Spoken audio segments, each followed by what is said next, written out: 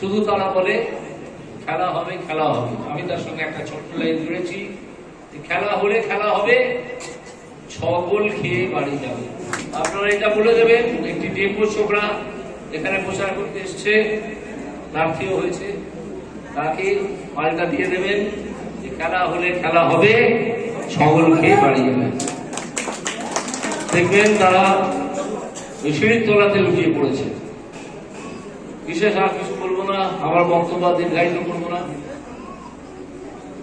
আমাকে একটি কথা মনে করিয়ে দিলেন উনি, সেটা হচ্ছে এখানে এমএলএ তিনি একটি সন্ত্রাস করার চেষ্টা করছেন। সেই এমএলএ কে আমি এই সভায় দাঁড়িয়ে আপনাদের সকলের সামনে হুঁশিয়ারি দিয়ে যাচ্ছি। আবার আমি কথাটা রিপিট করছি, সেই এমএলএ কে